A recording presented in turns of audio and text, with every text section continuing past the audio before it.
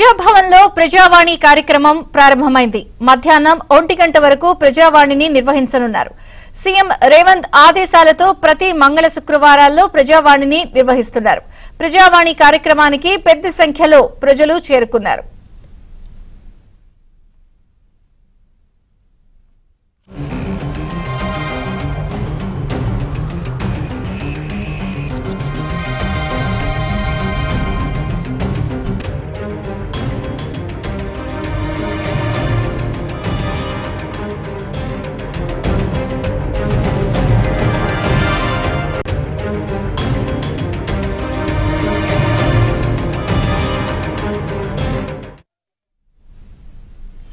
ఇక వికలాంగులు మహిళలకు ప్రత్యేక క్యూలు ఏర్పాటు చేశారు. ప్రజల సౌకర్యార్థం తాగునీరు ఇతర సౌకర్యాలను కల్పించాలి అన్నారు సీఎం రేవంత్.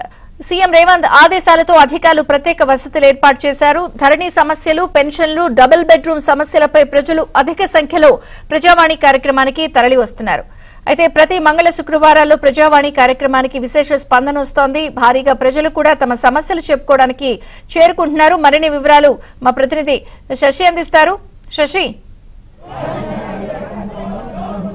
ప్రజావాణి కార్యక్రమం కొనసాగుతుంది. ప్రజావాణికి విశేషమైనటువంటి స్పందన లభిస్తుంది. కేవలం హైదరాబాద్ నుంచే కాకుండా వివిధ ప్రాంతాల నుంచి ప్రజలు తమ సమస్యలను పరిష్కరించాలంటూ కూడా వినతి పత్రాల రూపంలో అధికారులకు దరఖాస్తులు ఇప్పటికే సమర్పిస్తూ ఉన్నారు. ఉదయం నుంచి కూడా పెద్ద ఎత్తున బారులు తీరుతూ ఉన్నారు జనాలు. వివిధ ప్రాంతాల నుంచి కూడా వీరంతా వచ్చి 10 గంటల వరకు వచ్చినట్టు వారు మాత్రమే లోపల అనుమతిస్తారు. కాబట్టి సో అందుకు అనుగుణంగానే 10 గంటల వరకు మాత్రమే అనుమతించినటువంటి నేపథ్యంలో చాలా మంది ఆ లోపల వచ్చి చేరుకున్నారు. చాలా మంది తెల్లవారుజామునే హైదరాబాద్కు వచ్చి చేరుకున్నారు. జిల్లాల నుంచి సుదూర ప్రాంతాల నుంచి వచ్చిన వారంతా కూడా తెల్లవారుజామున హైదరాబాద్కు చేరుకుని ఇక్కడే వెయిట్ చేస్తూ ఉన్నారు. అయితే గత వారం జరిగినటువంటి ప్రజావాణి కార్యక్రమంలో పెద్ద ఎత్తున కూడా జనాలు వచ్చారు. సుమారుగా కిలోమీటర్ల మేర క్యూ ఉంది. పంజాగుట్ట వరకు కూడా ఈ క్యూ కొనసాగింది. అయితే మొన్న జరిగినటువంటి ఆ విషయాన్ని దృష్టిలో ఉంచుకున్నటువంటి అధికారులు 10 గంటల నుంచి ప్రజావాణి కార్యక్రమం కొనసాగించడానికన్నా ముందు అంటే 6 గంటల నుంచే అధికారులను సిద్ధంగా ఉంచి 6 గంటల నుంచే అప్పటికే అందుబాటులో ఉండేటటువంటి ప్రజల నుంచి వినతులు స్వీకరించడం మొదలుపెట్టారు. ఇలా ఉదయం నుంచి కంటిన్యూస్ గా ప్రజావాణి కార్యక్రమం అనేది కొనసాగుతుంది. చాలా మంది భూ సమస్యలకు సంబంధించిన వారు ఎక్కువగా వస్తూ ఉంటే మరికొంతమంది పెన్షన్స్ చాలా మంది వస్తూ ఉన్నారు. తమకు ఏళ్లు గడుస్తున్నా కూడా పెన్షన్లు రావడం లేదు. అర్హులైన వారికి కూడా అర్హత ఉన్నా కూడా తమకు ఇప్పటివరకు కూడా పెన్షన్స్ కల్పించడంలో అధికారులు విఫలమవుతూ ఉన్నారు. కనీసం తమకు ఎక్కడా కూడా పెన్షన్ అందించేటటువంటి ప్రయత్నం చేయడంటూ కూడా కొంతమంది వస్తే మరికొంతమంది మాత్రం భూములకు సంబంధించినటువంటి సమస్యలను తెర మీదకి తీసుకొస్తున్నారు. చాలా మంది తమ భూములను కబ్జాలు చేశారని చెప్పేసి అంటూ ఒకరు, తర్వాత మా భూముల కబ్జా విషయంలో ప్రభుత్వ అధికారులు కూడా కబ్జాదారులకు సహకరిస్తున్నారంటూ కూడా మరికొంతమంది ఇలా రకరకాల సమస్యలను వారంతా కూడా తీసుకుని వస్తూ ఉన్నారు. వారంతా ప్రజల ముందు అధికారుల ముందు ఉంచేటటువంటి ప్రయత్నం అయితే చేస్తూ ఉన్నారు. ఒకసారి మనం చూడొచ్చు, సమయం గడుస్తున్నప్పటికీ కూడా ఇంకా వచ్చేటటువంటి జనాల సంఖ్య పెరుగుతోందే తప్ప ఏమాత్రం తగ్గడం లేదు. మరోవైపు 1 గంట వరకు మాత్రమే వినతులు స్వీకరిస్తామంటూ ఇప్పటికే ప్రభుత్వం చెప్పినటువంటి నేపథ్యంలో ఆ సమయంలోగానే వచ్చి వినతులు స్వీకరించడానికి వినతులు ఇవ్వడానికి ప్రజలంతా వస్తున్నారు. ఒకసారి మాట్లాడదాం. అసలు ఏం చెప్తారు, ఏంటి, అసలు ఎవరెవరు ఏ సమస్యల మీద వచ్చారో అన్న అంశాల గురించి ఒకసారి మనం మాట్లాడే ప్రయత్నం అయితే చేద్దాం. చెప్పండి, మీరు ఎక్కడి నుంచి వచ్చారు, అసలు వచ్చారు, ఏంటి అసలు మీ సమస్య? నా పేరు కుక్కల ఎల్లయ్య, జపరగడ్డ గ్రామం, మండలం జపరగడ్డ, స్టేషన్ కనుపూర్ నియోజకవర్గం, జనగామ జిల్లా. నేను 2/10/2011లో అమరణ నిరాక్ష తెలంగాణ కొరకు అమరణ నిరాక్ష చేసిన నాతోటి సోదరులంతా చనిపోతా అంటే అరే నాతోటే ఆఖరికి వస్తుంది.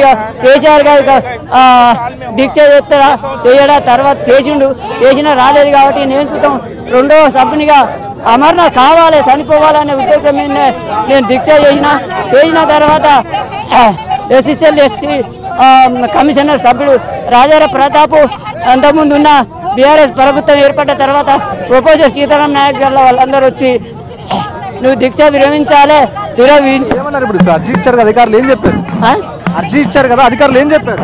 ఆ అధికారులు ఏం చెప్తున్నాడు, తెలంగాణ ప్రభుత్వం వచ్చిన తర్వాత నీకు ఏదైనా సహాయం చేస్తాము, నీకు ఇంటికి నౌకరిస్తాము, నీ పిల్లలు చిన్నోళ్ళు ఉన్నారు కదా నీకు ఇల్లు కట్టిస్తామని చెప్పారు.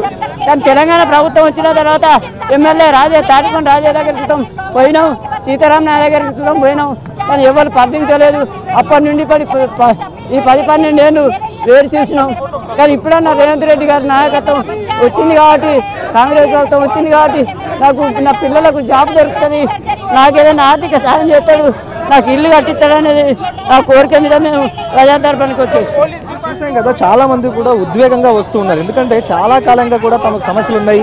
లోకల్గా ఉండేటటువంటి ప్రజాప్రతినిధుల చుట్టూ, అధికారుల చుట్టూ తిరిగినప్పటికీ ఎక్కడ కూడా సమస్యకు ఒక స్పష్టమైనటువంటి పరిష్కారం దొరకలేదు. సో ఇక్కడైనా సరే ఆ సమస్యకు పరిష్కారం దొరుకుతుందనే భావన నేపథ్యంలో అందరూ ఆశతో వస్తూ ఉన్నారు. మరికొంతమందితో మాట్లాడదాం. మీరు ఎక్కడి నుంచి వచ్చారు? ఖమ్మం నుంచి వచ్చాను. నా పేరు సలీమా సార్. నా 98 డిఎస్సి సార్, హిందీ పండిట్. క్లుప్తంగా చెప్పండి. 98 డిఎస్సి సార్ మాది. 20 సంవత్సరాల నుంచి జాబ్ ఇవ్వట్లేదు. కేసీఆర్ గారి దగ్గర తిరిగినాం, రేవంత్ సార్ ఇస్తారేమని ఇక్కడికి వచ్చినాం సార్, ప్రజావాణి దగ్గరికి. సార్ ఏదైనా మాకు న్యాయం చేయాలి. 98 డిఎస్సి హిందీ పండిట్లు ఉన్నాం సార్. ఖమ్మం జిల్లా నుంచి వచ్చాము సార్ మేము. మీరు ఎక్కడి నుంచి వచ్చారు? క్లియర్గా చెప్పండి, క్లుప్తంగా చెప్పండి. మాది సూర్యాపేట డిస్టిక్, అరవైపల్లి మండలం. నా పేరు ఇమ్మడి సోమయ్య. నేను సిఆర్పిఎఫ్లో 21 ఇయర్స్ చేసి రిటైర్మెంట్ అయినా. నేను పంజాబ్ బ్రూస్టర్లో పనిచేసినాం, కార్గిల్లో పనిచేసినాం. రిటైర్మెంట్ డబ్బులు పెట్టి ల్యాండ్ కొనుక్కున్నా, రిజిస్ట్రేషన్ చేయించుకున్నా. పాస్బుక్లు వచ్చినాయి. దండి వచ్చిన తర్వాత పాస్బుక్ రాలేదు. పాస్బుక్ ఎంఆర్ఓకి అప్లై పెట్టినా, ఎంఆర్ఓ ఇవ్వలేదు. ఆర్డీఓ పెట్టినా, కలెక్టర్ పెట్టినా, సీసీఎల్ పెట్టినా, 2 సిప్ సెక్రటరీ పెట్టినా, కేసీఆర్ పెట్టినా, కేటీఆర్ పెట్టినా, ఏది పెట్టినా పాస్బుక్ ఇవ్వలేదు. ఇవ్వకుంటే నేను ఆర్డీఓ కోర్టులో కేసు వేసిన, గెలిచిన, పాస్బుక్ ఇష్యూ చేయలేదు. హైకోర్టులో వేసిన, హైకోర్టు ఇచ్చాక పాస్బుక్ ఇష్యూ చేసిండు. మళ్ళీ హైకోర్టు డైరెక్షన్ ఇచ్చింది, వీళ్ళకి అద్దాలు నిర్ణయించి ఏమని చెప్పి అద్దాలు నిర్ణయించి చెప్పింది. అద్దాలు నిర్ణయించి ఎంఆర్ఓ ఇంతవరకు అద్దాలు నిర్ణయించలేడు.